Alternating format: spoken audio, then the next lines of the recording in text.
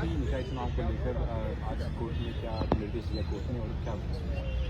देखिए, समाजवादी पार्टी के राष्ट्रीय अध्यक्ष माननीय श्री अखिलेश यादव जी के निर्देश पे पिछड़ा वर्ग प्रकोष्ठ ओबीसी सेल सुप्रीम कोर्ट में एसएलपी दाखिल की थी, जिसमें मांग की गई थी कि समाजवादी पार्टी की तरफ से कि बिना आरक्षण के चुनाव न हो, जिसपे सुप्रीम कोर्ट ने सीधे स्पष्ट कहा है कि बिना आरक्षण के चुनाव नहीं होगा और निर्देशित किया था। आयोग की रिपोर्ट के लिए भी कहा था, तो आयोग ने रिपोर्ट जो दी है उसके आधार पे सुप्रीम कोर्ट में और समाजवादी पार्टी की जो सेल ने भी एसएलपी दाखिल की थी, उस पर उन्होंने आज सुनवाई करते हुए निर्देशित किया है कि आरक्षण के साथ में और 2 दिन के अंदर इलेक्शन नोटिफिकेशन उत्तर प्रदेश सरकार को कहा है कि नोटिफिकेशन जारी करें और साथ ही साथ में आरक्षण भी लागू रहे, क्योंकि सरकार तो भागना चाह रही थी। इसीलिए तो सरकार ने ये मामला सुप्रीम कोर्ट आ गया, नहीं तो अगर ठीक से पैरवी की होती तो हाईकोर्ट में ही निपट जाता।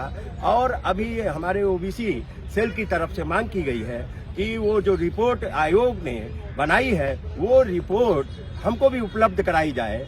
तो माननीय चीफ जस्टिस ने और माननीय सर्वोच्च न्यायालय ने निर्देशित किया है सरकार को कि वो रिपोर्ट समाजवादी ओबीसी सेल को भी उपलब्ध कराई जाए और उसको हम देखेंगे, अध्ययन करेंगे क्या क्या रिपोर्ट में क्या क्या बातें हैं उसके बाद में। और हम मांग भी करते हैं कि जैसा माननीय सर्वोच्च न्यायालय ने कहा है बिना आरक्षण के चुनाव न हो, उसमें आरक्षण में कोई घोटालेबाजी न करे, क्योंकि आरक्षण के घोटालेबाजों में बीजेपी 1 नंबर पे है।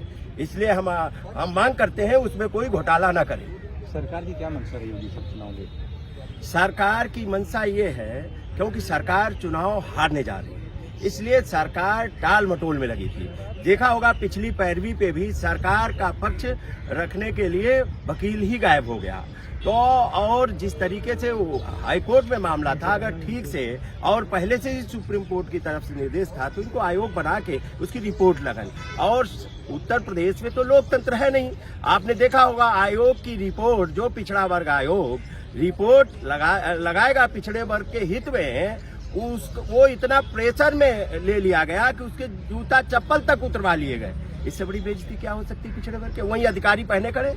तो ये इनकी ओबीसी के प्रति, आरक्षण के प्रति और लोकतंत्र के प्रति अच्छी भावना नहीं है।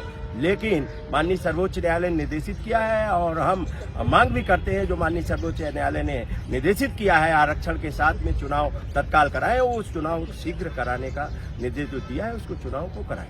Thank you sir.